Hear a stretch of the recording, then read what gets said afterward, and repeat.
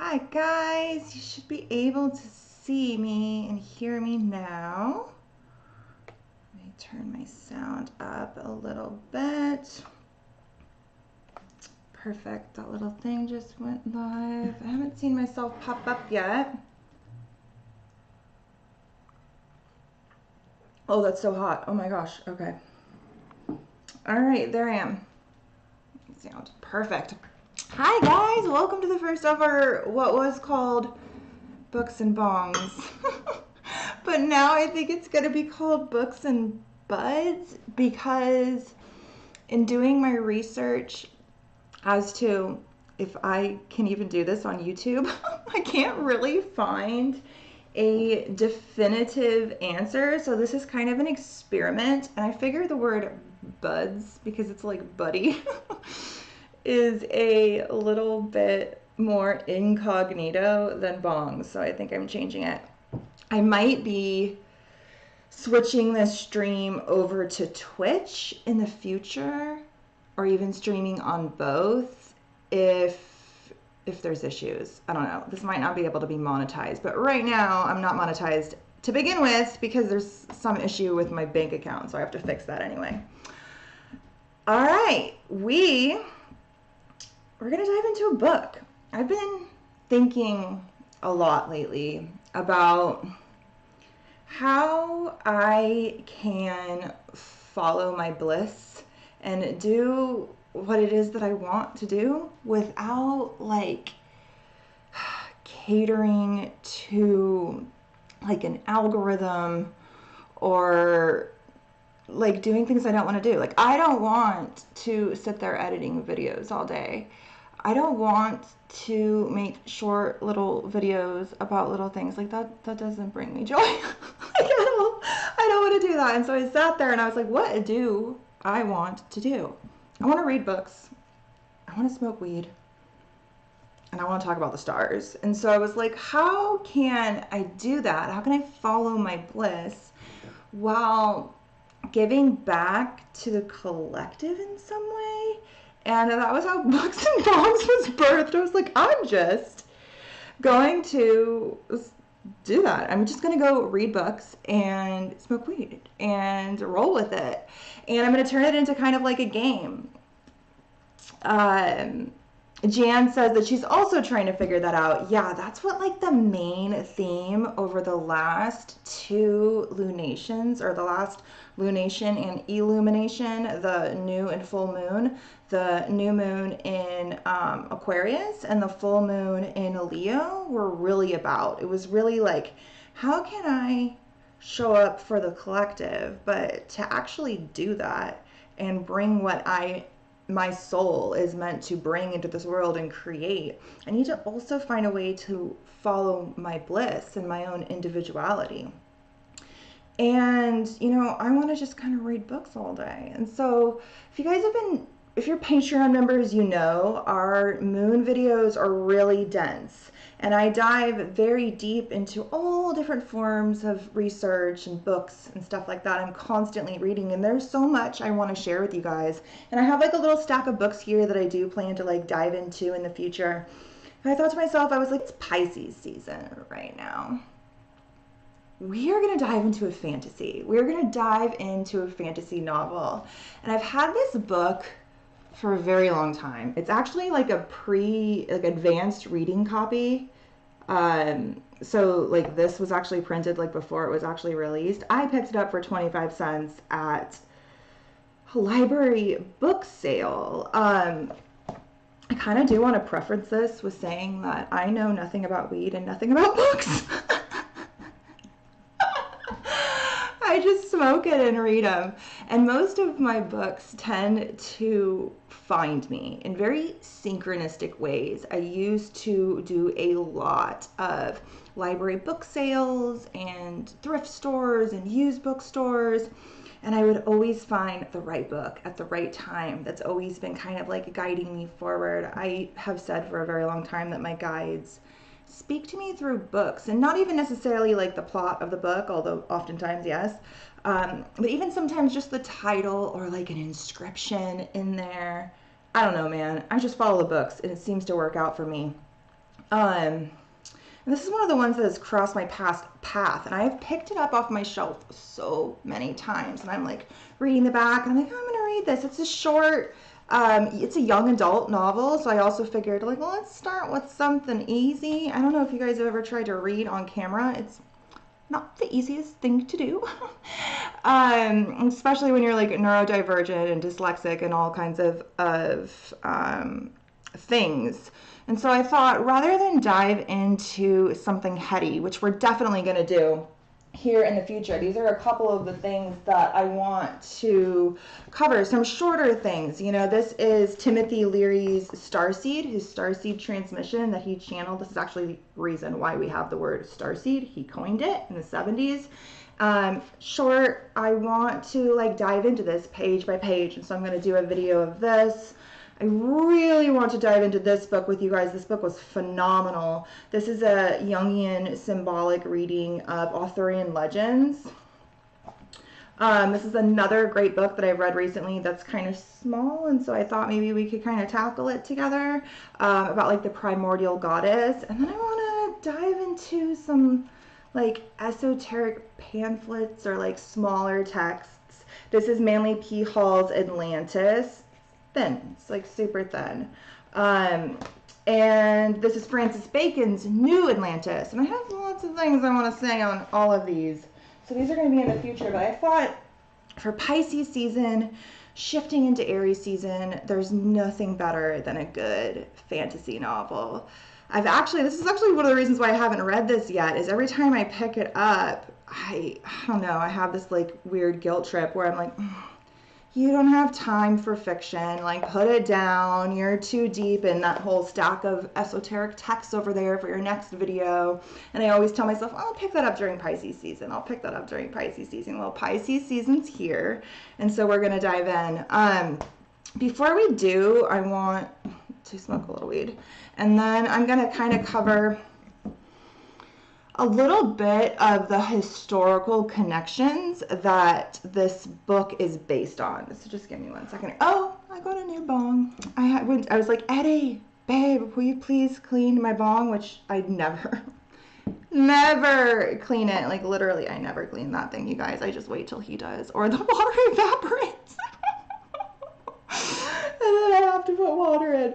And I was like, will you please clean it? And he was like, being weird and like smirky, and I was like, you bought me a new one, didn't you? And yeah, he did. So this is it, and it's purple and it's very pretty, but it definitely is like extra fancy. I'm like, there's like a lot going on here. Apparently this catches like the ash, so it doesn't go in your thing. I've never seen anything like this before. It's pretty cool. Like I said, I don't really know what I'm doing. I just smoke it.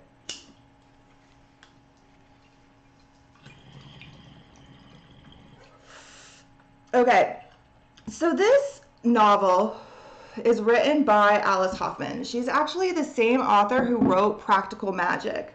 Leslie says, same girl, same, with the not cleaning the bong. Like, well, I don't do it because I don't have to. Because if I wait long enough, he'll do it. You know, he's just like, that's so dirty, clean it.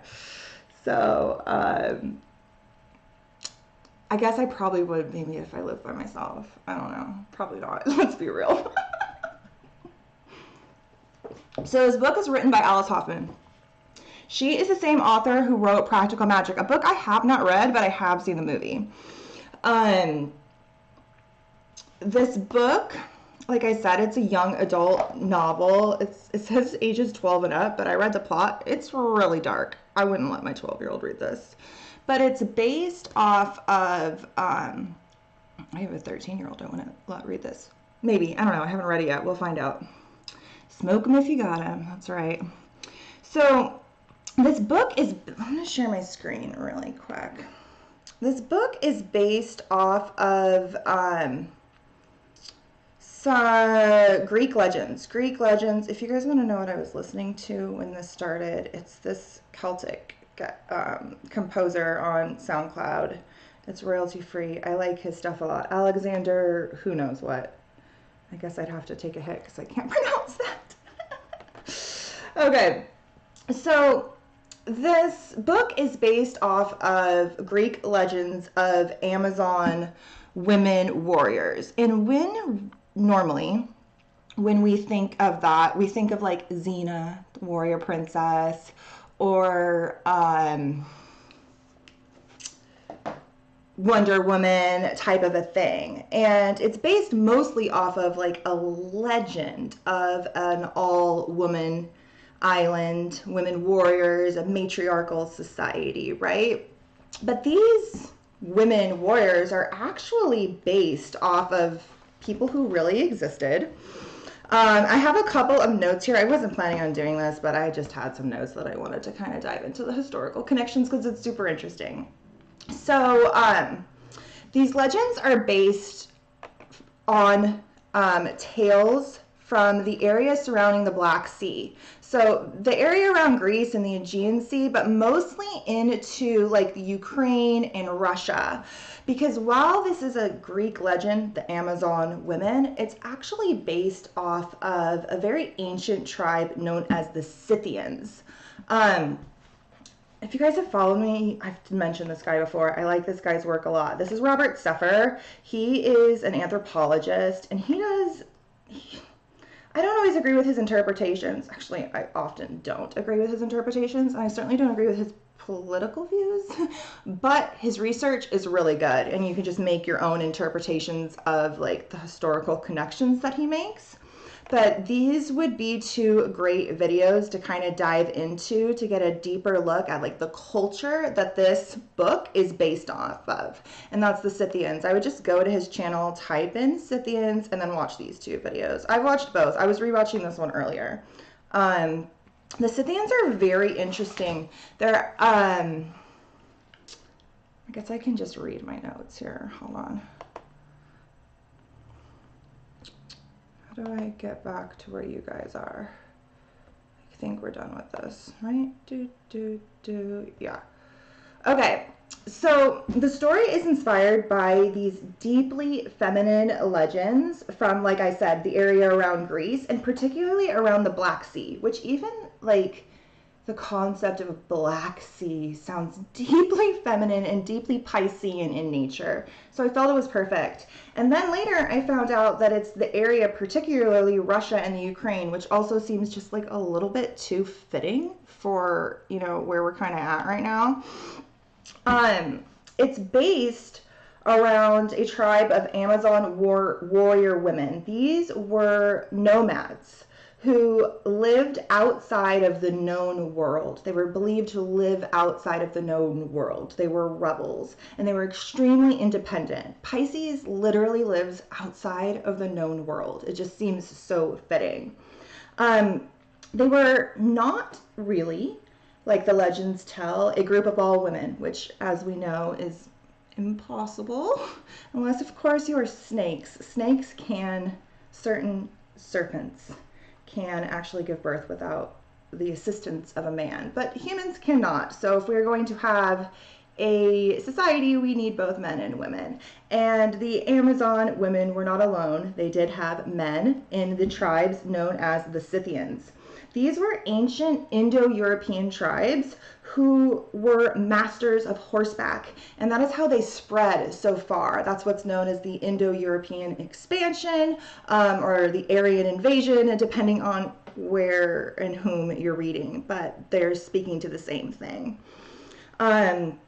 They lived in a really vast area, which spans much of Eurasia, like most of Europe and Asia, from China all the way to the Black Sea, but really all the way into France. And he shows how it even goes into like Ireland and the Americas and even farther, because they really did travel. They were nomads that expanded because they domesticated both the horse and the cattle.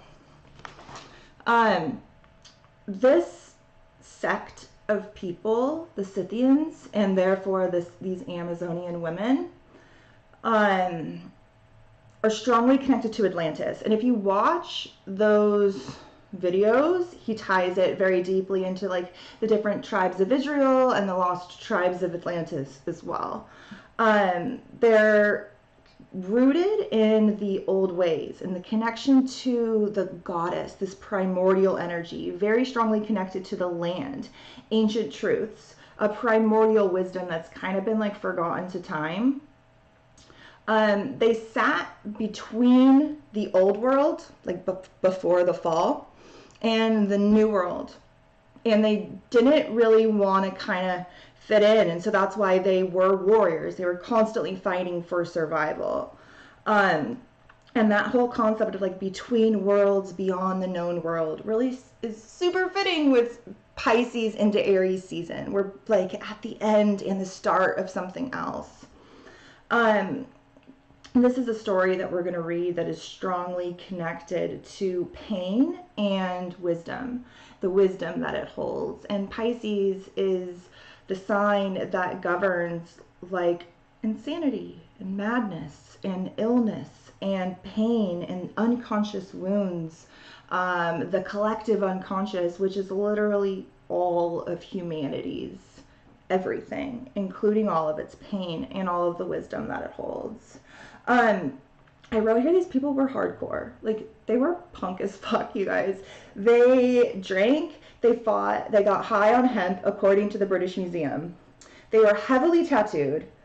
They actually weren't all women, like I said. The women were just super badass. And other men were terrified of them because they did everything the men did. They were equals. It was often a matriarchal society. Oftentimes the women ruled, but not always. They rode horses, they shot arrows, they wore pants, they defended themselves. And archaeological evidence has found active female warriors as young as 10 years old who have been like found preserved for them to be able to know this. And in mythology, the Amazonians are believed to be the daughters of Aries. So that's all I got for you in the backstory here. Okay, I guess we'll get started. This book, there's not too many words per page, so I think we'll probably read quite a bit. You guys just chill, relax, smoke some weed, do some art, do some drawing, do some painting, sew something, I don't know, doodle, channel something, I don't know, do something, or just sit there and get high, I don't care.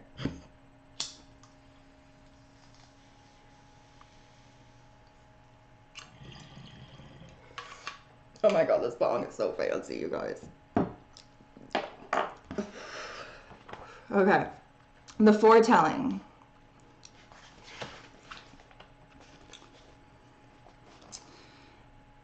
Each chapter has this like little page here with like a sentence that I flipped through this book. They don't go into the next sentence, so it seems like it doesn't fit, but I'm just going to read it to you guys. It says, in the time of, and then it has a horse, so I believe it means in the time of horses. I was born out of sorrow, so my mother named me Rain. Ours was a time of blood, when the sky reached on forever, when one horse became 100 and then 1,000, when we wore our hair in long black braids and rode as warriors. Everything we had was given to us by the goddess, and everything we lost was taken away by her. We lived in a time of fortune, in a world of only women. We were warriors from the very beginning, before we were born. There was no battle we could not win. We were strong, the strength of 1,000 sisters, and we had something no one else had. Something that caused terror in our enemies when we came across the steppes. Something no one in the man's world had yet managed to do. We rode horses.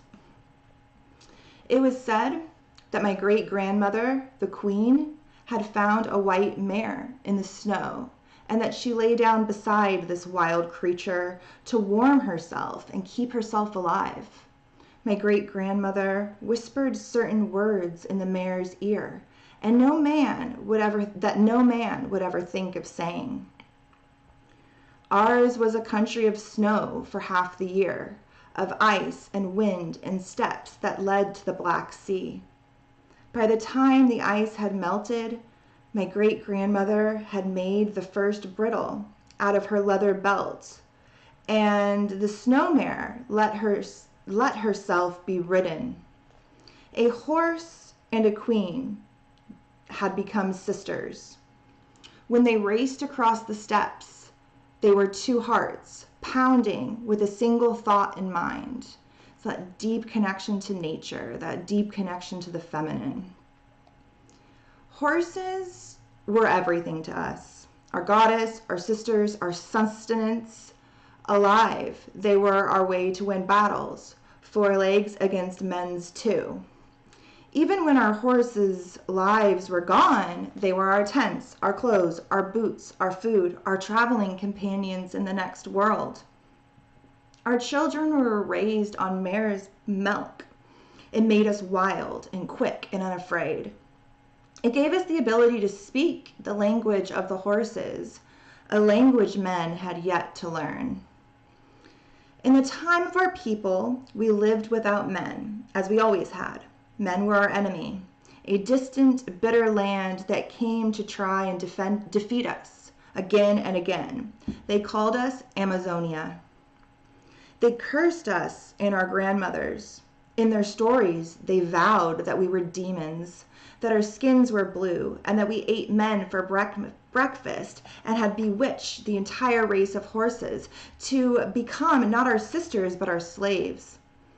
They wanted all that we had, our land, our cities, our horses, our lives. They thought women should be worthless, wives and slaves like their own kind. We were too strong ever to be worthless. We gave in to no one, not the tribes from the Eastlands or the city of stones to the west, not the wild northern men from the ice mountains, not the wanderers who came from everywhere, searching for new kingdoms formed from our age-old land. They all dreamed of the same thing. Our land would be named after their foolish kings. Our women would belong to them, walking behind them in the dust. But they couldn't defeat us. They came to destroy us, but in the end, they always ran from us in fear, thinking we were friends, half women, fiends, thinking we were fiends, half women, half horse, with the courage of both. That sounds so like centaur, like Chiron too, that deep connection to that shamanic animal nature kingdom and the wisdom that it brings, right? And having to like integrate that lower half in order to obtain that wisdom. Blood made us stronger, and our fallen came back to us in our dreams and helped us in battle. Our queen, Alina, was a gift from the goddess, beloved by all, but as unreachable as the stars, especially when it came to me, her own daughter. She was as cold to me as the white stones in the river, as distant as our winter country, far beyond the steppes. Deborah, our high priestess, who could see the future and knew the past, told me what had happened to my mother. Why she was so indifferent, why she'd never asked to see me, just the two of us, mother and daughter, so she could braid my hair or tell me a story of the world and wars she'd seen. Her story was not one she wanted to tell. Some stories are born out of misery and ashes and blood and terror. Tell one of those and your mouth may blister, your dreams may turn inside out. But the priestess whispered my mother's story to me with the voice of a raven, slow and raspy, with the knowledge of hardship and pain. Our enemy had trapped Alina, I'm gonna go with Alina, when she was just a girl. Our enemy had trapped Alina when she was just a girl. Maybe they could tell she was to be our queen, as her mother and grandmother had been, as I would be when my time came, 50 men against a single one of our warriors, a warrior who happened to be a 13-year-old girl, my mother, Alina. They knew how to be cowards. That's what the priestess said. One of them was my father. And Deborah told me that whatever strength all 50 had was now mine. I had stolen it from them, and it rightfully belonged to me, along with my yellow eyes. I was stronger than all 50 of those dishonorable men, the enemies who thought my mother would die when they were done with her, who left her on the steps at the time when the ground was mud and there was buzzing of flies and the wheat and grass grew tall. After she was found, my mother was bathed in a cauldron of mare's milk, then given the bark of the laurel tree to chew for the pain of being violated, and more, for the gift of prophecy. Was it any wonder she didn't want to look into the future any more than she wanted to be reminded of the past? My mother wasn't interested in prophecies, or in any future that might be. She spat out the laurel. It was the here and now she claimed for herself. Alina was like a piece of ice in the sunlight, blinding and bright and unforgiving. Our people say the shadow is one of our souls, and my mother's shadow disappeared on the day she was violated. It shattered into black shards, then rose up like smoke. All that was left was the iron inside her. Only the hardest part remained. People told me that when I was born, my mother kept her eyes closed, even then she would not cry out. Though my birth was said to be difficult, with too much labor and too much blood, nearly the end of her, it was rumored. No wonder the queen was cold. No wonder her hair was so black the ravens were jealous. No wonder she looked away whenever I passed by. My mother, whose blood ran through me, whom I was to follow onto the throne of bones and river rocks, never once touched me. That was how I came to believe that I was only sorrow, only rain, and that there was nothing more inside of me. But there was a voice beyond my mother's silence. I was raised by Deborah and the other priestesses, the sacred prophecy women who wore black robes dyed with hazel. The songs that were my lullabies were Deborah's songs, and each one told me I was fit to be queen. My first taste of the world, even before mare's milk, was the taste of the laurel. That's what the old woman put in my mouth as soon as I was born. Before anything else, unlike my mother, I swallowed it. I let the laurel grow inside me, the green and the bitter taste of prophecy. In time, it would be mine. The priestess had trained Alina to be our queen, and now they were training me, the next in line, the girl who would be the queen of 1,000 sisters, queen of 1,000 queens, because Deborah was the oldest and wisest of all. She taught me most of what I knew: how to sew with thread made of horsehair, how to carve spoons out of bones, how to make tea out of the hemp plants, and dye clothes with crimson berries and black nutshells. But she also taught me the thing there are no words for. She believed in me, not as sorrow, not as shame. Deborah took me away so none of the other prophecy women could hear, not even her blood daughter. I'm gonna mess up all these names, you guys. Seriously, when I read Harry Potter as a kid, I called Hermione Hermione literally until the movies came out, until they said her name. I was like, what? That's how you say that? Oh, dear Lord. Okay. Granted, I was 11 years old. Okay. Blood daughter. Gria. Deborah had a secret, one to share with me. Deborah had a secret, one to share with me alone. When we were in the place where the wind was so strong it rattled the core of my bones, she whispered that because I was not one but 50 In time, my strength would grow in ways no one could imagine. I would be a warrior like no other. She told me that in spite of my past and my terrible beginnings, I alone could lead our people. One day I would open my eyes and I would have a vision no one else could see, a sign of what the future might bring. The warriors closest to my mother, Estrella, which means star, by the way, Estrella and Estella, which probably means something else about the heavens with that AST.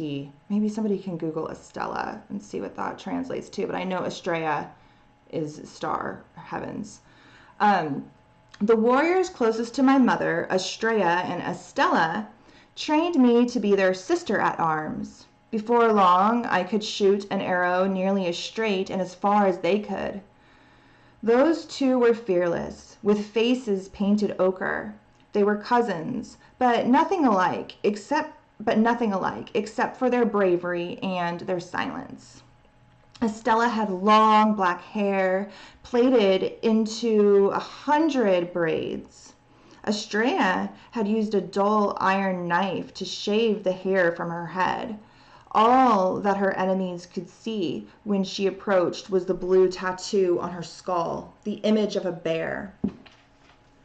The highest mark of courage in battle. Though Estrella and Estella were kind to me, their greatness and their silence frightened me.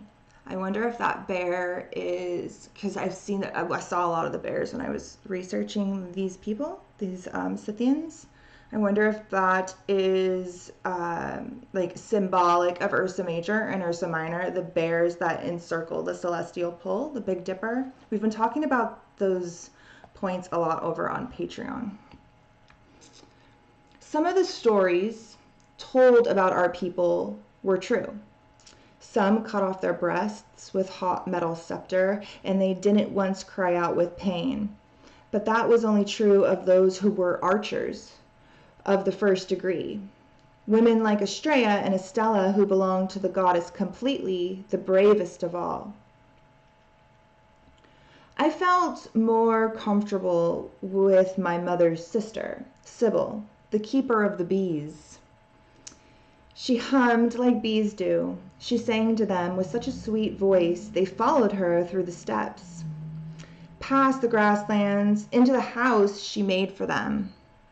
Bees were the other gift no man had yet been granted, along with horses. Of course, you cannot tame bees the way you can tame horses. They are not our sisters in that way. But you can live alongside them, queen to queen, warrior to warrior. You can learn from their sisterhood how they follow their queen no matter what, how battle is nothing to them, how they enter into it freely and fight to the death. 6 women made a vow to follow Sybil. Each one had a sweeter voice than the next, and each one smelled like clover. The bee women plaited their hair in a single braid, like Sybil. They coated their hair with the richest honey so the bees circled around them, dizzy from the scent. These women knew how to hollow out fallen logs so there would be a place for the bees to make their houses, and how to use smoke to clear out those houses when need be. Just long enough to take the honey. Not all of it, of course. There was enough for all of us. The bees were our neighbors, good neighbors, better than most. We cared for them, and they for us. If only it had been that way with all of our neighbors. We were warriors because we had to be. The world we lived in was a battlefield.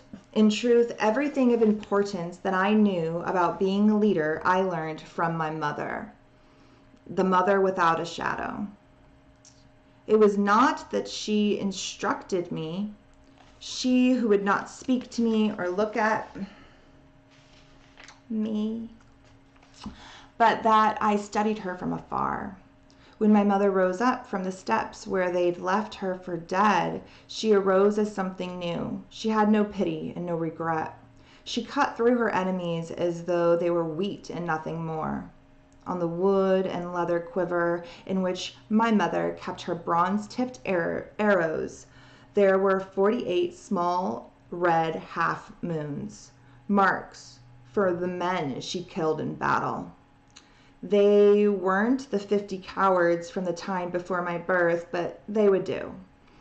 As a child, I saw her in battle only once, when men from the other side of the Black Sea attacked us while we slept. The children were awoken and herded together, but I saw Alina and her warriors run for their horses. Then I understood. Then I understood. Then why my mother was queen. She was like a whirlwind I could not keep sight of. She rode crouched low on her horse, as though they were one, skin-to-skin sisters. All the while, the queen raced across the steep. Her scythe was directed at the enemy. It was as though, in exchange for her long shadow, she had been granted the power to guide her horse, not with touch, but with a single thought, as my great-grandmother had done. This was the power of a true warrior, her mind, her will. On her hands, my mother wore a pair of lion's claws our grandmother had given her. In battle, she was terrible, a lion with long black hair. Some people said the men she fought were hypnotized by her. They dropped to their knees when they saw her. She appeared to them as a monster who was beautiful beyond belief. How could they fight her? How could they fight her? What could they do? Our enemies ran from her and scattered like leaves, red leaves, fallen leaves. I thought that was what a true leader was. Fierce and victorious as my grandmother had been, and my great-grandmother, and now my beautiful and brutal mother. I thought what the world we were living in was. I thought what the world we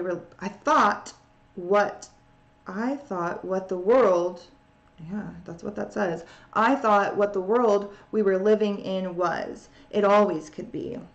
I didn't understand that one season was quickly devoured by the next, leaving behind bones and memories. I was watching it happen, the way I watched the clouds move past, high above our people. We lived in a time of sorrow and blood, the time of queens and cruelty, where every man was our enemy and every horse lost in battle could mean a warrior's life. Wave after wave of our enemies came, more all the time. They wanted open land like ours. We had so much of the earth stretched from summer to winter, from the parched yellow lands to the mountains. Time after time we defended ourselves. Blood, heart, bones were screwed across the steeps, there for the birds to pick at, there to sink into the yellow earth. We didn't think whether we were right or wrong to live the way we did, or whether there was another way. We didn't mourn the men whose spirits we took. It was a time of fighting well, or dying instead. When I heard Estella and Estrella's war cries, I shivered. I did not feel like a coward, but I felt different from the women who charged out onto the steeps, their scythes and bows raised, courage their only shield. One day, Estella came back from the battle with her face cleaved nearly in two, the mark of an enemy's axe that would scar her forevermore. She had to be carried to her tent and watched over through the night. When she recovered, she would no longer walk by the river lest she see herself. She who was afraid of nothing was now reminded of true terror by a single mark of war, a war that never seemed to end, that came to us as surely as the fat white moon. Even when I was too young to go to war, I understood what it meant. Some of our sisters never returned. At night, their ghosts wandered the steeps. Is this steeps or steps? I don't know what this word even is. I figure it's part of their land. Can we Google this for a second? Because I really need to know what this is. I figure it's like I don't know. We're going to find out. This is driving me nuts. because it's two P's. I don't think you guys can see my thing. A large area of flat, unforested grassland in southeastern Europe or Siberia. How do you say it? Pronounce it. Oh, I need to turn my sound up. Steppe. Steppe. So it is steppes. Okay, that's cool. I was saying it right. We learn something new every day. The steppes. So cold in the winter, their bones rattled. So parched in summer, their shadows burned to ash in the tall yellow grass. Could there be a reason for so much death? One only a queen or a prophecy woman could understand. Someday I would be queen. It was my destiny. But I could not wait for an answer. My head was filled with the fallen, especially when the rain fell. They seemed to be by my side. I went to Deborah, the wisest of all. We walked to the windy place that made me feel hollow inside. It was far out in the grasslands, a place that seemed made at the beginning of all things. The goddess was everywhere around us. I felt tiny under the huge sky above us. I could see the shadows of the warriors we had lost in the yellow dust. I could not see the future, but I wanted knowledge poured into me. I wanted my questions answered. I asked why our people had to give their lives in battle, why the goddess didn't protect us from such fate. Deborah whispered so that no one else could hear. Her voice sounded like the voice of a raven, difficult to understand, yet perfectly clear. We are only an instant, that's true, but we are eternal. That's the first chapter. I'm going to take a hit and then I'll read the next one. Leslie says, yesterday I went to a nature park with my siblings, and there was a ranch right next to it, and there are many horses, and we were with them for most of the time. Synchronicity. Oh, I love that so much. My kid just sewed a horse the other day too, and I've been planning to read this. I had forgot what it's about. I had it on my stack. I kind of know the things I want to read for the astrological seasons that go with it, and this book I've been planning for a while, even before I had this idea for whatever this is called, Books and Bongs, Books and Buds, Books and Bubbles. I don't know. I'll have to figure it out. I don't know. This is an experiment. We're going to see how mad YouTube gets.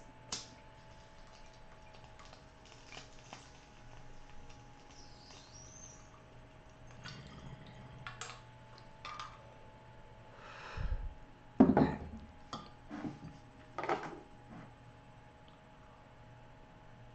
This book seems pretty good so far. Okay. What does that say? In the dreams of, okay. In the dreams of our people, there was always a horse. As infants, we rode in the arms of the woman who raised us. Our first lullabies were made out of women's voices and of horses, bone and hide and hair. The echo of 1,000 hooves on the yellow earth, hot breath that melted the snow, manes that were our blankets, the wind and the snag.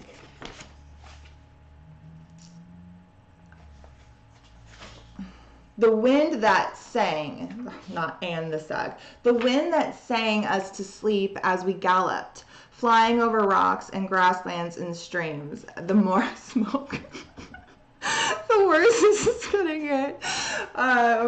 The words are gonna start moving around the page. This should be at least entertaining for you guys, at the very least.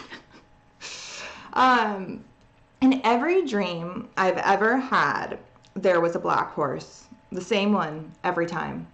He was far away, past the grasslands, in the tall mountains we had to cross to reach our winter campground. He was so distant, yet I could not see him clearly. Storm cloud colored, onyx colored. In dreams, I could not catch the black horse, no matter how I might try. Some mornings I woke from sleep breathless, my legs aching as though I had run all the way to the sea. When I opened my eyes, all I could see were the prophecy women, dressed in their dark robes, breathing softly like horses, sleeping beneath their horsehide blankets. As the next leader in battle, I needed to learn every skill, from weaving to throwing an axe. To understand is to command. That's what Deborah had told me. That's what she had told my mother when Alina was a girl. I learned from the best. Estrella taught me to use the axe and the bow, but it was Estella who taught me how to ride. I spent as much of my childhood among the horses as I did with the priestesses, and by the time I was 12, I had become the best rider of any girl my age, nearly as good as Estella herself. The other girls distrusted my skill. Even some warriors were jealous. I could stand in a field and wild horses would come to me unafraid. I could ride for hours and never tire. I spoke our sister's language, and just as Estella had instructed me. I spoke our sister's language just as Estella had instructed me. I had learned to be one with the horse, not to fight it or force it, but to be a sister through and through. I see that as being like one with our primal animalistic instinct, which is very representative by Aries, the season we're going to be being reborn into after we move through this deeply feminine energy of Pisces. When I rode, I was no different than the creature I rode upon. The wind was the same to both of us. The ground shuddered beneath us. I was ready to ride into battle, but none of our people had her own horse until her 13th summer. That was the passage into the life of a warrior, the gift of a horse. When my time came, I waited for the gift I was sure would come from my mother. I watched the queen on her great gray mare, whose name meant pearl, just like the precious ring Alina wore on her right hand. But my mother still wouldn't look at me, not even when I brought her mare to her, brushed and shining like the inside of a shell from the furthest shore of the Black Sea. I waited throughout my 13th summer. Estella waited with me, assuring me our queen would know it was my time. Time to be a warrior and ride my own mare. But the summer moved forward and there was nothing. Heat waves, hawks, clear white skies, but no sign of our queen. One evening, when I was feeding the horses, Estrella rode up to meet her cousin. Now that Estella's face had been cleaved in two, she looked like a reflection in the river, distorted and watery. Her left eye was always filled with tears. She looked like a weakling, while Estrella, with her shaven skull decorated with its fierce bear tattoo, seemed too ferocious to speak to. I stayed where I was, feeding the horses. "You're not crying over that stupid girl, are you?" Estrella said to her cousin, Little Yellow Eyes. It took me a while before I realized she meant me. I was the stupid one, a girl, and nothing more. I looked down and saw my feet were coated with dust. I felt I was disappearing. No one could see me. "I'm not crying at all," Estella responded to her cousin. Of the two, she might have been the fiercest in battle, even though her hair was long and her face was destroyed. She did not give up easily, and her bravery was a legend. It was said she pulled the enemy's axe out of her own flesh without once crying out loud. "What's fair is fair," Estella said.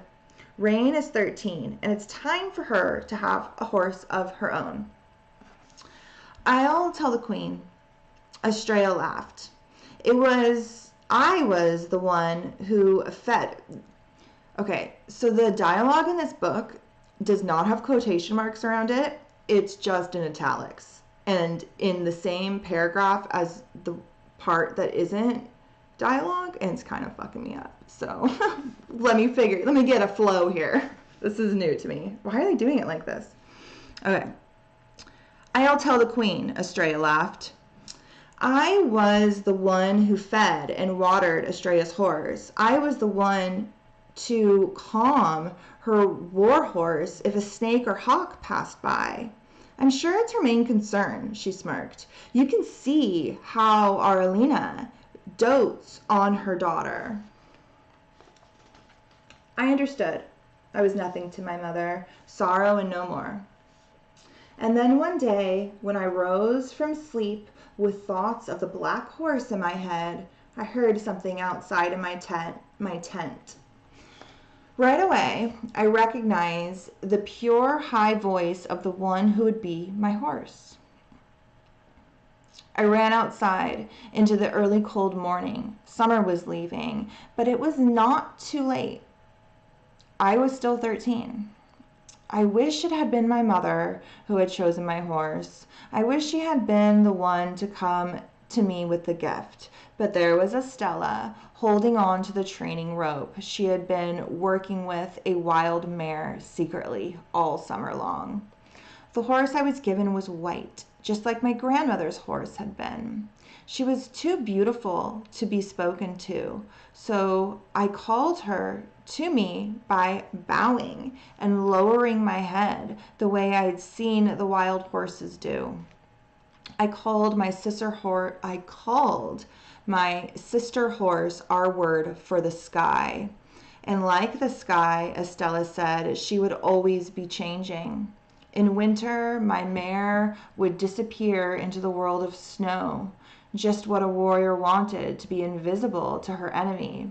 In the summer, the yellow dust would rise up from the steppes and cling to sky, and once again she would disappear in battle. Our enemy would not see my mare until she was upon them, with me on her back, my slingshot or bow aimed low at the scattering man-beasts. There were some little children who were afraid of Estella now because of the way she looked, the deep wound that split her face to the bone. But I went to her and dropped to my knees. I swore my gratitude forevermore. Stand up, Estella said. I am the one who is grateful. I vow my loyalty. For an instant, I felt that all things were possible. That was, indeed, a queen. That I was, indeed, a queen. Although my 13th year, all through my 13th year, I practiced.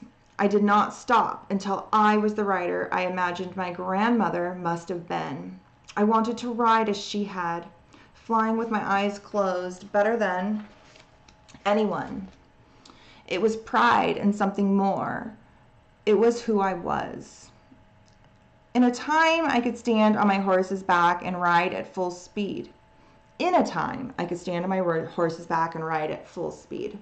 I could turn around twice, then 3 times, then 4. I could ride hidden from view backward, so I could spy if there were enemies behind me. Other girls laughed, and I ran through the grass and swam in the river. As for me,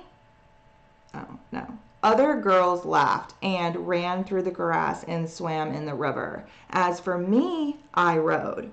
Even when I was better than anyone else, it wasn't enough. I wanted to ride through the clouds. I wanted to ride into dreams. I wanted to go faster than any woman ever had before. And if others envied me for that, so be it. It was a man who actually helped me to do what others could not, who gave me the gift that allowed me to surpass even Estella. He was the single man who lived among us, captured long ago, a smith, who had been made lame so he could not run away. They say that smiths are magicians, and the things they make out of iron and bronze and fire are the work of the goddess, her blood and bone. Our man made bronze arrowheads and heavy scythes. The best we'd ever had. For my horse, he fashioned something special. For the next queen, he said to me in his broken language, most of our people stayed away from the smith. He was ugly and his voice sounded like stones hitting together, but he didn't seem like a monster. Perhaps he was hoping for his freedom someday when he spoke kindly to me, waiting for the time when I would be queen. Perhaps I'd grant it to him in exchange for his gift. Our stirrups were flimsy, usually made out of horsehide, but the smith made mine out of brass covered by hide. These were so strong they could hold my weight as if I was a feather or a single blade of grass. Because of them, I could do what other riders could not. I rode with one foot in the stirrup as part of my white mare, a cloud to her sky. I crouched beside my mare, close to one side.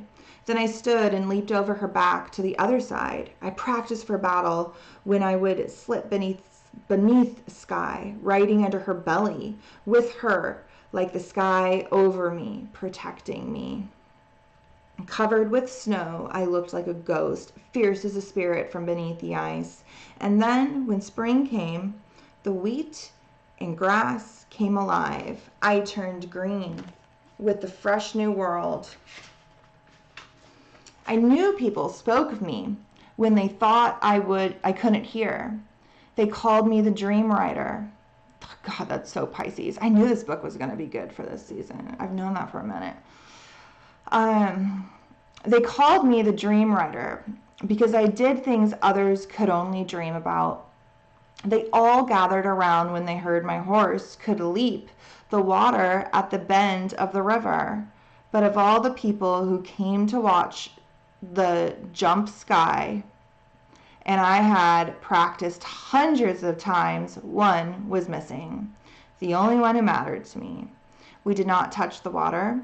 We clattered onto the rocks on the other side. A whoop went up from the other side, but I hardly cared. She never came to see. When the men from beyond the north came the following summer, the earth was white and yellow, sober and brittle and sharp. There hadn't been much rain and the land had become hard-packed. There were droughts, and drought meant war. People wanted water. They wanted our river. Our priestesses told us that the hard land meant our success in all things. We expected nothing less. The men who came over the steppes had fought and conquered the red-haired men of the north storms, and now they thought they could conquer us. They were beasts from the icy lands, half man, half animal was the word that preceded them. Adept at the axe, wild as lions, they believed they'd found the land of 1,000 wives, but instead they found death. Ours or theirs, only the battle would reveal. They're talking about Vikings or like the Norse, and yeah, they did beat them very well. The Scythians for quite a while. I dreamed again of the black horse on the night before war. When I woke, everything was silent. This time, I wouldn't be staying home with the children. I had passed the warrior's rightful age. I had been given the gift of a horse. Everything I had ever learned would be put to use in the days to come. I would live or not, depending on how good a student I had become. When our enemies first saw us, we must have looked like bees as much as we did women, streaked yellow, screaming for war, riding our horses as though we were flying over the tall grass, over the hard-packed earth. There seemed to be thunder even before we reached our enemy, at least to our own ears. To them, we hoped we sounded exactly like what we were, their defeat. I rode to battle with the prophecy women, the women in black. After the fighting, they took care of the dead. I wanted to ride with the archers alongside Estrella and Estella, but Estella instructed me to stay with the youngest warriors, whose duty it was to protect our priestesses. then help them send our people to the next world when they fall. We buried many in that time. We washed them clean and covered them with honey. We sent them to the next world with their weapons beside them. The battle was right in front of us. I wanted to get on my horse and ride into the middle of the war. I had pitched myself to stop myself. I had to pinch myself to stop myself from whispering in my horse's ear to ride the way we did when we practiced, faster than the ravens could fly, fastest of all. I could hear screaming and the cold sound of iron and brass.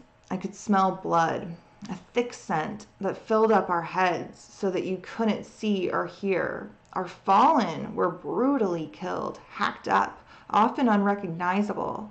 I stumbled upon Gerona, an archer not much older than myself. When I saw what they'd done to her, I made a gasping noise and shamed myself by bringing up all that I had eaten that day, a few bites of meat and some mare's milk. But we had so many of our dead to collect, I stopped thinking about what I was doing and kept to my work. We spoke idly to forget about blood. I told my dreams of the night before. The only dream I ever had was of a black horse. Without warning, a priestess leaned over and slapped me. Deborah grabbed me away. I didn't fight her. I listened when the high priestess spoke. I was in awe of her gift of prophecy. Keep your dreams to yourself, she told me. When Deborah whispered what the dream, then Deborah whispered that the dream of Then Deborah whispered what the dream of the black horse meant. It meant death. We had dogs that followed our camp, some of which lived in the tents. It was said these dogs alone could see that same black horse, the earthly form of the angel of death, a creature that was invisible to most eyes, except, it seemed, to mine. Every dog was howling that day. They saw the angel that could not be stopped, not by arrows, not by the battles we fought, not by any dreams. Pisces also rules death. Half of our people were lost in the fields, and those who came back were covered with blood, and Aries rules war. Our sisters left teeth and anyway. I was gonna say, and like the world is very on the brink of it right now, but I'm go off on a tangent. Okay, half of our people were lost in the fields, and those who came back were covered in blood. Our sisters left teeth and bone and flesh in that place where the grass was so tall men could easily hide, at least for a while, until we were done with them. When the battle was over, the silence reminded me of the silence that followed my dream. Our people were quick to depart from the dead of our enemies, leaving them to the wolves and the ravens. I alone got off my horse to look at the defeated, but I didn't find what I was searching for. A man with yellow eyes like mine.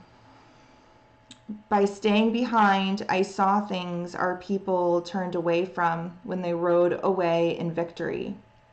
All around me were the faces of the fallen. They were our enemy, but their agony was a bitter thing to see, especially those who were still in our world, although barely, blood running from them that made black pools. I tried not to think of the creatures as human, but as something else, as beasts. All the same, when I walked through what was left of them, I felt something rising inside me. Our word for this is never used. It is a curse upon our own people when speaking of our enemies. Mercy. I chased away all the ravens, running after them until they took flight. Then I shouted the word we must never say aloud in the field of the dying. Before it was spoken, it burned my mouth. That is why it was forbidden. It hurt too much to say. After a battle, our people celebrated. We did not lose because we could not.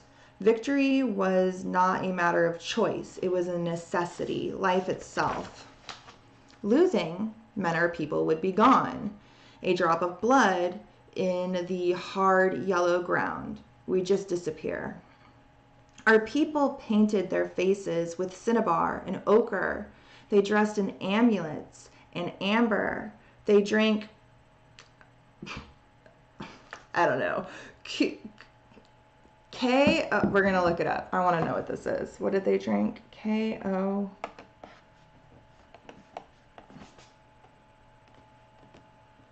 Probably some sort of beer.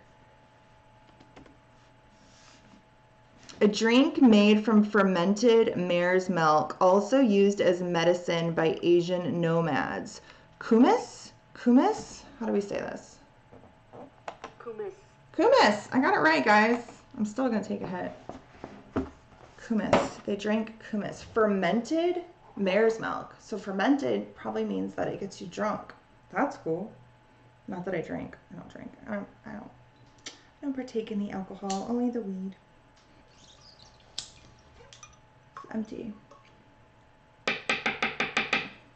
Allison says, I totally get words and books from my guides too. I love it. Oh, that's awesome. Yeah, I don't know what is about that, but it seems like it's been a pattern for quite a while. But like even looking back on like all the books that I was even like obsessed with as a child or like a young adult, they all seem very significant now.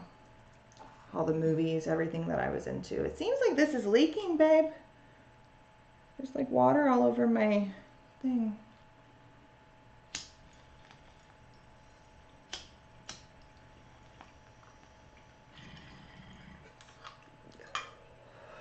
Okay. I love books. Where was I at? Kumis. They drank kumis. You guys, if I had kept reading, it literally, the next sentence is the fermented mare's milk. Oh, Allie. Okay.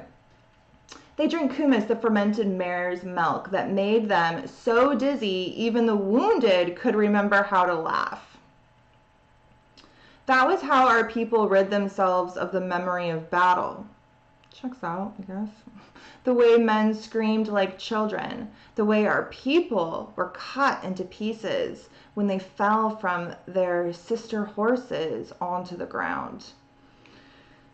We forgot in a dream world of our own making. We drank and we danced until the recent past was far away, and then farther still.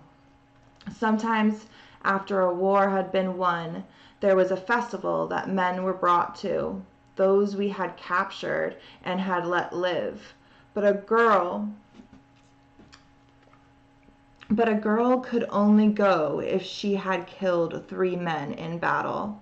That meant she was a woman as well as a warrior, ready to have a child. Babies grow into warriors, and that was who we were. Our queen never went to the festival. She had no need for men. She already had her daughter.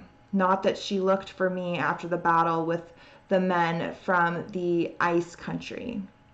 A woman didn't need the gift of prophecy to understand how she'd come to name me Rain, to mark the thousands of tears she might have cried the day 50 cowards trapped her.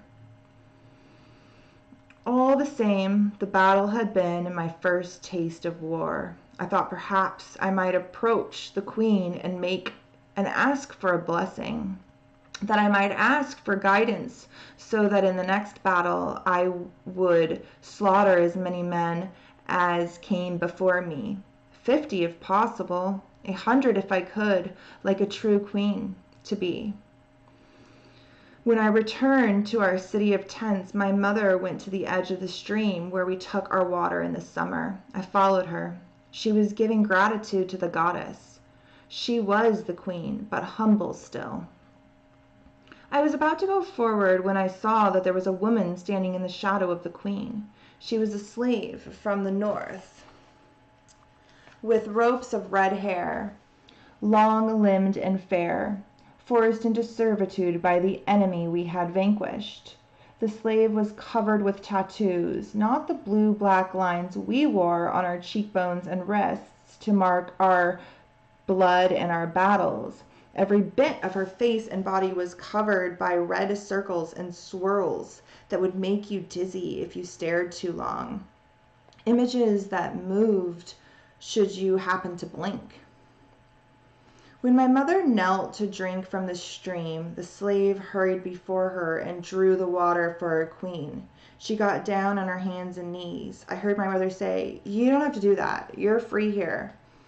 Instead of asking for a blessing, I crouched beside the rocks. I heard the river rushing as though it was inside my own head. I had never heard such kindness from the queen, certainly never from me. I saw that the swirling things tattooed on the slave's body were snakes. In some places, this was the mark of a woman forced to give her body away to men. There were scars down her back and arms made carefully, purposefully to bind her to her power. I could see sorrow all over her. Her name was, these names, you guys, it literally says Penthe, Penthe, Peneth? I have no idea. I'm gonna call her Penny. Her name was Penny, okay? For everybody's sake here moving forward. It sounds like a breath when my mother said it. Oh, so Penneth, like a breath, Penneth. Okay, I was right. My mother didn't turn from the slave's sorrow. She turned away from me. I knew love when I saw it as clearly as I knew sorrow. Penneth took my mother's hands. There was blood and dirt caked on the queen's hands, but Penneth kissed them both at the wrist, in a place where we are tattooed for the first time. I was jealous to see my mother could love someone. Penneth shared the women's tent from that first night. If anyone thought it improper for a queen to lie alongside one who'd been a slave, they didn't care to speak of it. I didn't realize until the next morning that Penneth had not come to us alone. Sleeping in that crumbled heap by the side of the queen's tent was Penneth's daughter, Io. I was sneaking up to hear what went on when the two women were... I was sneaking up to hear what went on when the two women were in love. Then I stumbled upon her. A chalky girl with the same long red hair as her mother. The henna tattoos covered half her face and most of her arms. She was my age, but the tattoos were the mark that she'd already been used by men. I had already decided to hate Penneth, and I quickly decided to hate Io as well. Meanness rose inside me. I thought of the blessing I hadn't gotten from my mother. "Don't look at me," I told Io. She did not truly understand our language. She stared at me and wouldn't stop. Our people had to be taught not to get too close to the queen out of respect, certainly, but also out of fear, because I was to be next. People knew to avoid me as well. The girls my age especially had little to do with me, more so since I had become the best rider of all. They got out of my way, and that was fine with me, as I did as I pleased, alone, the way I liked it, and I had always done. But Io knew nothing of this. She followed me from the beginning. She called me sister, though I ignored her. She was afraid of things, and I laughed at her. Why shouldn't I? She was nothing to me, a wisp a frightened slave. She cared nothing about being a warrior. She was especially afraid of horses.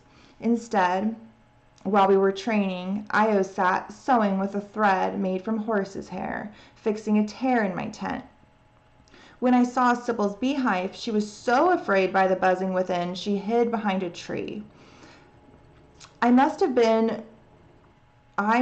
have wanted her to be afraid. That day I helped Sybil smoke the bees away and fan the smoke in Io's direction.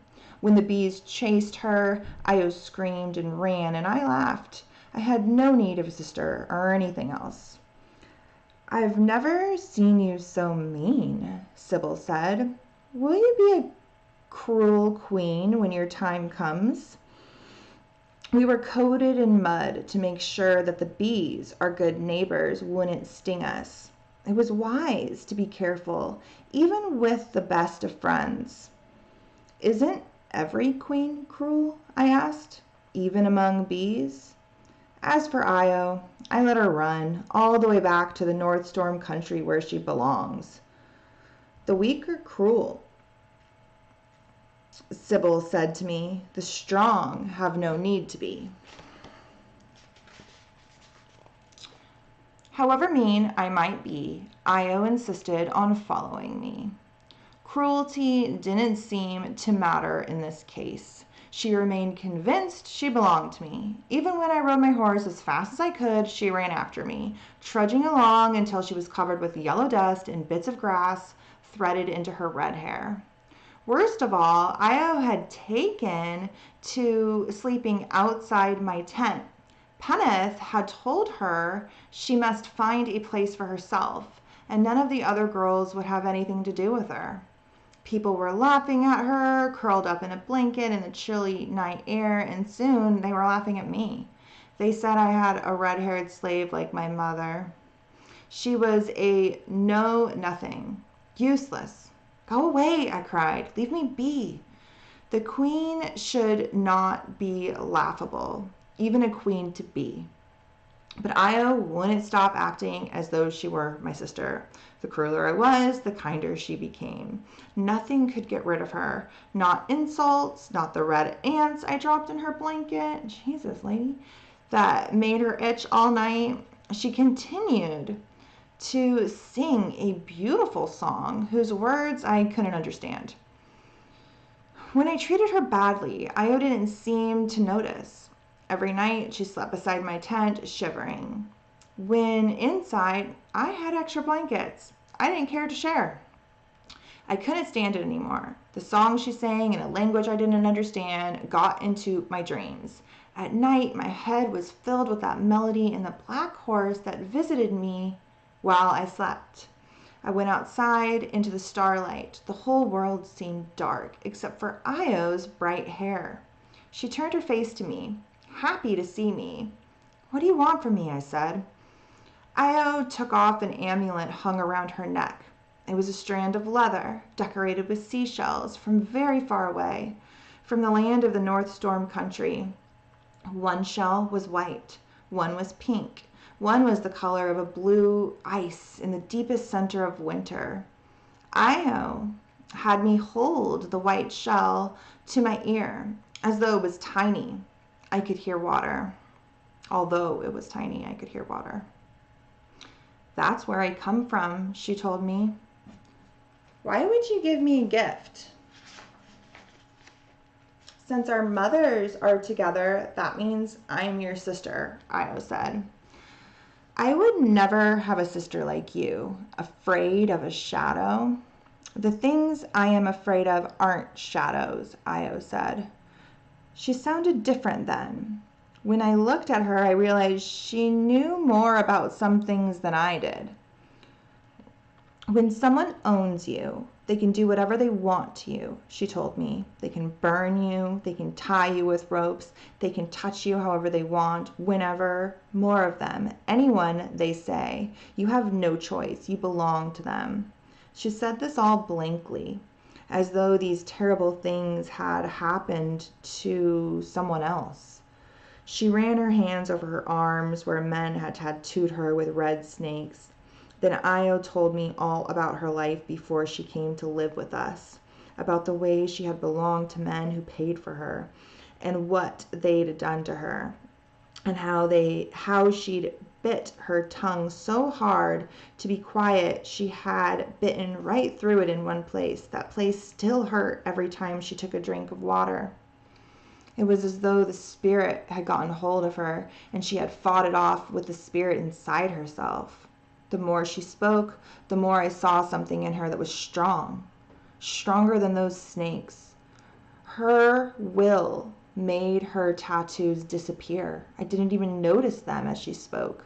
I saw the girl she truly was, as though I was looking right through her. Now I choose, she said, and I choose you to be my sister. After that, I stopped being so mean. I got so used to her that soon, whenever Io didn't follow me, the oddest thing happened. I felt alone, and I didn't like that feeling. It made no sense to me. Every warrior is alone in the world. Everyone must fight her own battle. Okay, we're in the next chapter, but I am going to take a hit. This seems pretty good. Dark, it says ages 12 and up. I don't think so, okay? I don't think this is ages 12 and up, you guys.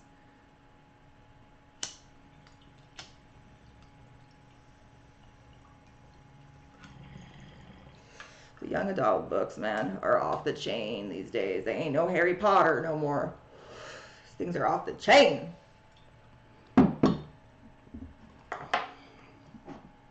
Okay.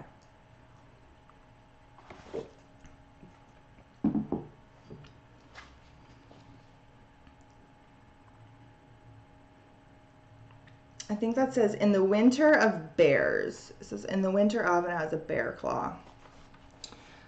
The most alone time for our people was during the journey we each were commanded to take at the time of our first blood. It was not so much a test for bravery, but a search for a vision of the future. Who would we be in the world of daylight? Who would we be in our dreams? It happened to me in my 15th winter, in the season when we moved our cities of tents across the steppes into caves, when the snow was high. It was the time when the great bear shone in the sky like a torch. See, it is Ursa Major. I awoke and found blood on my blanket and my leg. My time had come. Before I left to find my vision, my mother called me to her. I had been waiting for this my whole life. Now she would see me. I was more than just sorrow. I stood before her, eyes down. She was the most beautiful woman in the land. People spoke of her in faraway places, on the other side of the sea, even in the North Storm country. Look at me, she said. I did so. The queen slapped me hard across the face. Something in my ears started to ring. All mothers slapped their daughters on the day of their first bleeding. Glad that tradition ended. They did so to welcome her into the world of womanhood, which brought its own pain, for which we must be ready. Every girl was slapped. True enough, but not like this. My jaw was burning, but I kept on staring at my mother. Of course she wanted me to be strong. She wanted to see if I could be stronger than 50 men. But when I looked up at her, all I could see is something more, something that frightened me. She wanted to hurt me. Thank you, I said, as though my face weren't throbbing, as though she'd given me a gift and hadn't done what she did intentionally, to intentionally cause me pain. My mother slapped me once more, and this time I tasted blood. Peneth was there, and she took my mother's hand. This woman, who had been a slave, was bold enough to stop the queen. My mother thought better of hitting me again. I hope your vision comes to you, she said to me. I know it will. I intend to go and find it. It had been impossible to hate Peneth as I had wished to. She was too beautiful and too good-hearted. Now, when she and my mother walked past me, Peneth smiled. Then she noticed my mother looked straight ahead, as the queen should when confronted with sorrow. Peneth followed Anila. She was happy here with my mother. They walked with their arms around each other. They danced together, and they slept together. They shared everything, even their night dreams. The old woman said Peneth had come from so far north, the snow was as tall as the top of a tree. They vowed that 500 men had used her for their pleasure.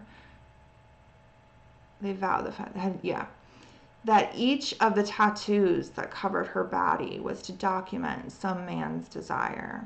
Still, she had not forgotten how to be queen. Now she had walked away with the queen. Peneth turned back to me. She smiled with her eyes. When I was packing for my journey, I saw a shadow outside my tent. It was the smith.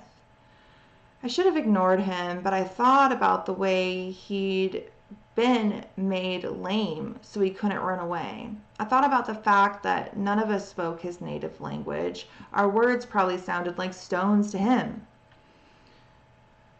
When I went out, I saw the smith was there because he'd made something for me. Something special, fit for the queen to be. It was a bronze scythe, into which he'd fashioned bees and bears.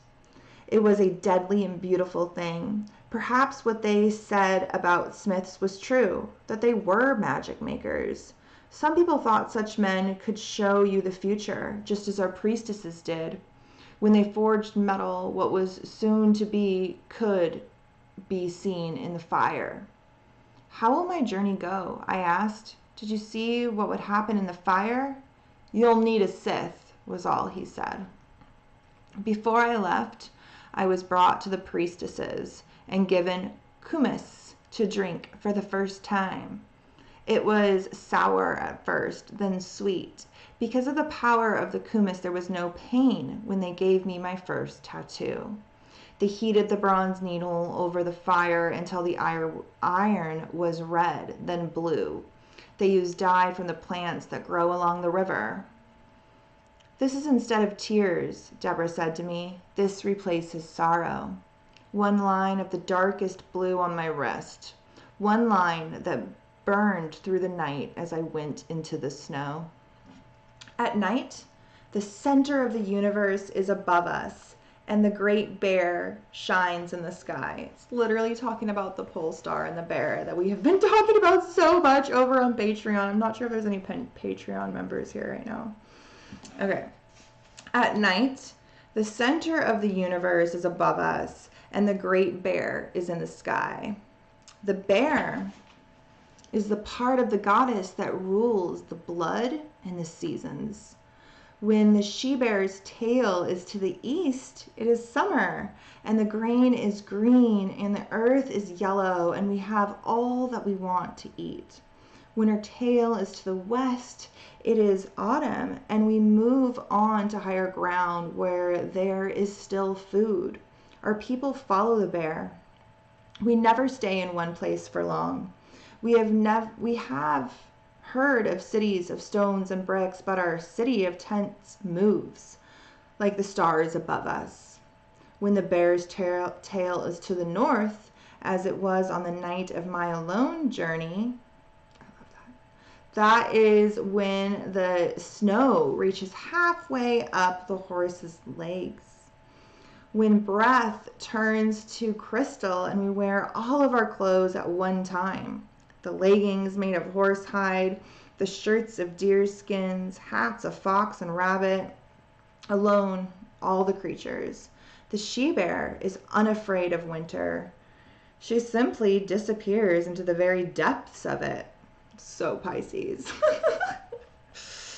That is the center of the year, when the dark nearly all of the time when it's dark nearly all of the time, and what little light that does come is blue. Because it was my time, my journey, I knew I must think of the bear and sing to her and ask for her guidance.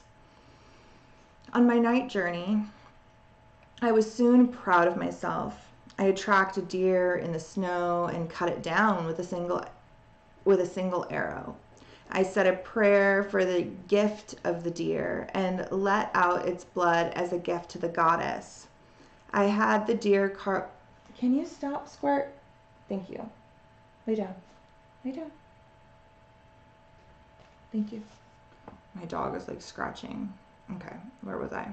I had said a prayer for the gift of the deer and let out its blood as a gift to the goddess. I had the deer carcass draped over my horse's shoulders and was riding to find a place to make my camp when I saw a shadow. I thought perhaps it was a shadow that my mother had lost when she was violated, or the shadow of the deer's spirit. I thought I might have made a wrong turn in the snow and crossed into the next world, where we were not supposed to enter until our lives were through. It was the time of people, but it was also the time of spirits, and I was prepared to meet up with not only those who were in this world, but those who inhabited the next. I felt a shiver inside of me. I stopped and got to my feet. The snow reached over my knees. I was glad I had the scythe with me. It had never been used in battle, at least not yet. If you're here to kill me, I'll kill you first, I said in a whisper, only loud enough for a spirit to hear. The snow was still falling, and the sky was as white as my horse. Even my black hair became white, as though I was already the old woman I might someday be if I didn't die in battle. I hadn't dreamed of the black horse the night before, so I felt secure that death wouldn't come for me now. Because my boots were made of horsehide, I made no sound on the snow, but my breath billowed out. My blood was pounding. There was a shadow before me. Perhaps it was only a dream, but no, it made a noise. It was a ghost noise, a sorry sound, hungry and alone, motherless. I knew that noise. When I was younger, it had belonged to me too. I crouched down and saw that the shadow was a bear cub, somehow forgotten in the center of winter, trapped in a deep snowdrift. I felt something in my heart that I hadn't felt before. There are two bear constellations in the sky, Ursa Major and Ursa Minor. Before, when she was talking about the bear moving to all the directions, north, east, west, and all that, that's Ursa Major, the big bear. But then there is a small bear cub called Ursa Minor, and that is actually the constellation that houses the pole star. And I've been talking a lot over on Patreon about the importance of this pole star and finding your center through like a visual, personal inner exploration. So this is really profound. Leslie says she's got to go. I hope you all have a good night. And this is really cool, and I'm totally resonating. She's a Pisces moon and a Pisces rising. Perfect. Okay, so she finds this bear cub, right? Which is probably esoterically symbolic of Ursa Minor and the pole star. They're talking a lot about the north and traveling. I think that's what this author is going for here on a symbolic level. Okay, she found the bear cub and her heart is pounding. I used the scythe to free the cub from the ice-packed drift. When I was done, she was too weak to scramble away. I went back to my horse and fetched a deer horn, filled with mare's milk. I tried to approach, but the bear backed away. It's just me, sister. I moved in and let her lap the milk out of the palm of my hand. I could feel the bear's heat, how alive she was. She drank all the milk. Now the horse is your mother, I said. It must have been true, because when I carried the bear to my horse and tied her into my rolled up blanket, the mare didn't flinch.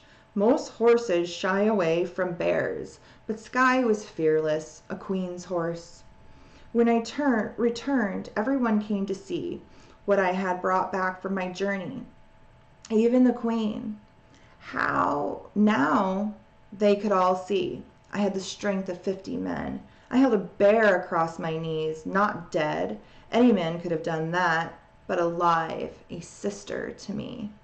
I felt my mother's eyes on me for the first time. I think she was seeing something other than sorrow. Maybe she did have the gift of prophecy in some things.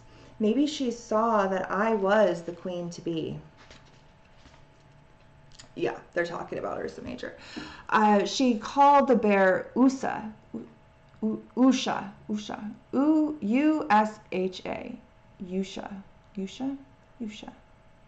We're gonna go with that.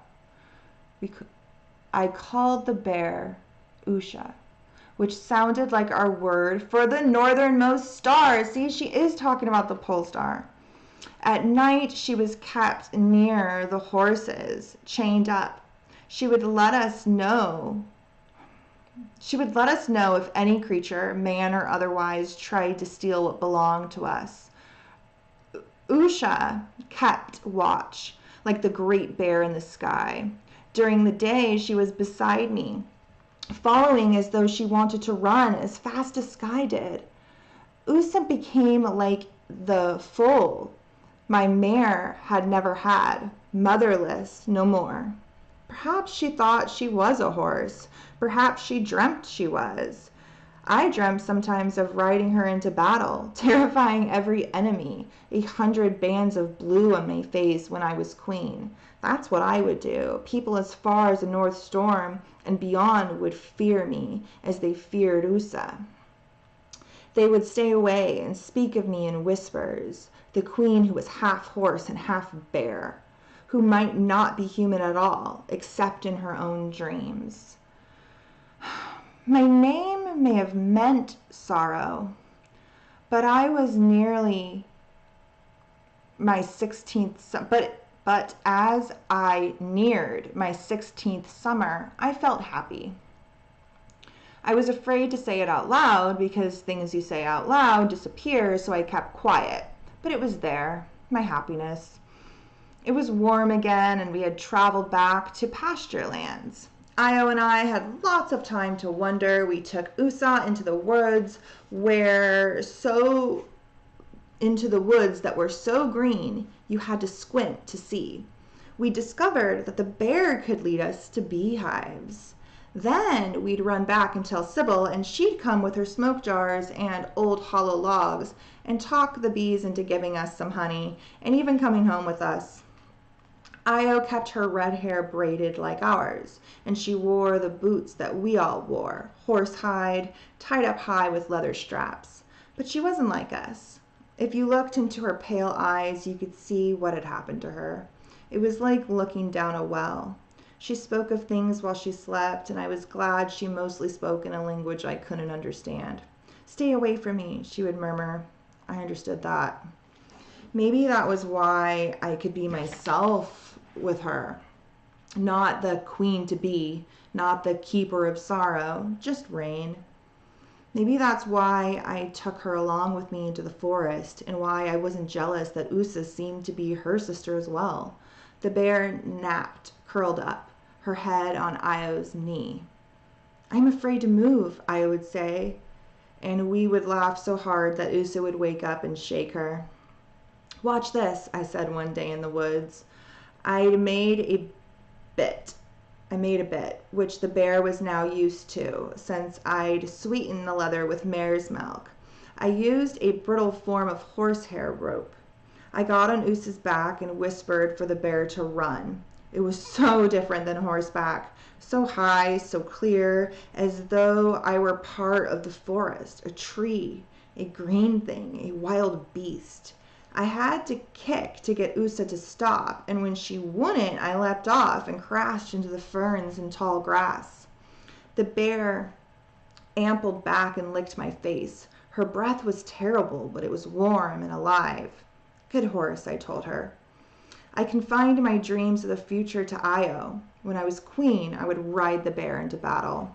I would be terrible to behold, and men would run from me like fallen leaves, red leaves scattered before me. I should have known that one thing I should have known then that one thing should never pretend to be what one is not. Woman, horse, or bear, being anything other than what you truly are, can only lead to sorrow and regret. I should have let Usa be a bear. That day, Io applauded my bear riding. My little sister, she thought everything I did was wonderful. We went back through the tall grass. We didn't talk about where I had come from or where she had come from, but I knew she had been right that first day. We were sisters. We had both come from the place of sorrow, and that bounds us together, more so than blood. One day I went to the smith. I asked him to make a special stirrups for Io so that she would not be afraid of horses, and I wanted a scythe for her that was just like mine. I will make them, he said, but Io's not like you. She'll never ride. She'll never see battle. You can see her future? What of mine? You're the one who can see it, the smith said. The smith picked up sand and threw it into the fire. The dust burned blue. That was nothing, I said. Watch more carefully, the smith told me. Again, he reached for a handful of our yellow earth. Again, it turned blue in the fire, and then I saw it. I was riding east, all by myself, into a snowstorm. Behind me were warriors. I outdistanced them, but when I turned, I saw there were women behind me. Weapons raised. My people.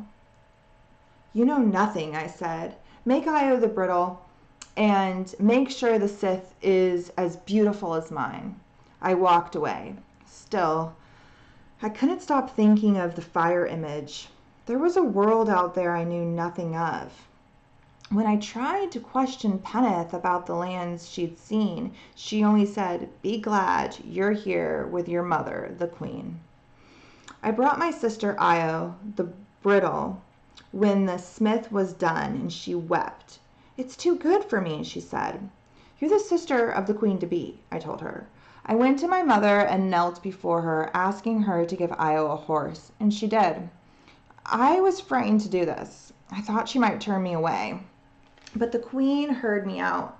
She looked at Peneth before she said yes, then smiled. I think the gift was more for Peneth's sake than for me or for Io, but that didn't matter. The mare was a roan, red hair like Io's hair. My sister loved the horse. She combed it and sang to it. She used its hair for her thread so that everything she sewed was red. She didn't want to ride. About that, the smith seemed to be right.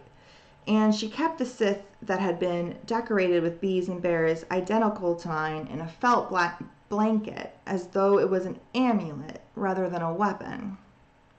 It was at this time that I became afraid of my dreams. The darkening color of the sky, the stars above, both had become my enemy. I was exhausted, but afraid of the night. I had been dreaming of the black horse again, the angel of death. I had been thinking of the vision I'd seen in the smith's fire. I went to see Deborah. When I stopped sleeping, she took me into the woods, to a place where prophecy could be found. If you knew what you were looking for, it was the place where the wind came to rattle your bones. We both drank the mixture the priestess made of mare's milk and other things no one should drink if they don't want to know the truth.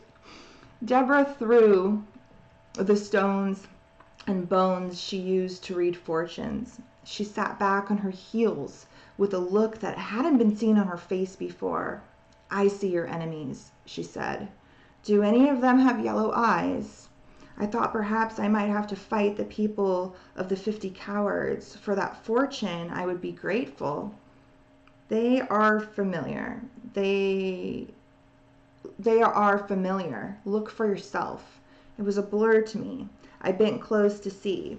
They are following you on horseback, Deborah said. No, men did that. There was a blue line in the center of the augury, the symbol for our people. My own people turned against me. It was the same fortune that had been seen in the smith's fire. Deborah was so old that the ravens came to sit with her in the evenings to ask her questions. The line between this world and the next was so thin, she could see right through it. She carried her wisdom close to her, but I was brave enough to ask for a tiny bit. Is there any way to change your fortune? I asked. I've heard of it. Well, if it can be done, I'll manage it, I told her. To sound brave was to be brave sometimes. You'll see it with your own eyes. She was a priestess. I should have kept my head bowed when I addressed her, but I did not. Deborah laughed at my nerve. I hope I will live till then, child, she said to me, and I hope that you do too. I think we'll end it there. On to the next chapter, and we will pick it up later. But I am really liking this. This forest, this place to know the truth, this place to tap into the mystical and the prophecy. This is Pisces season right now. This is where we have all the prophecies and all of the mystic insights come through in order to give us the wisdom that we need to be the proper kind of warriors that will be birthed when Aries season comes, the season of the self, the season of the warrior, the season of the pioneer, the season of the leader who takes action and carves a new path forward.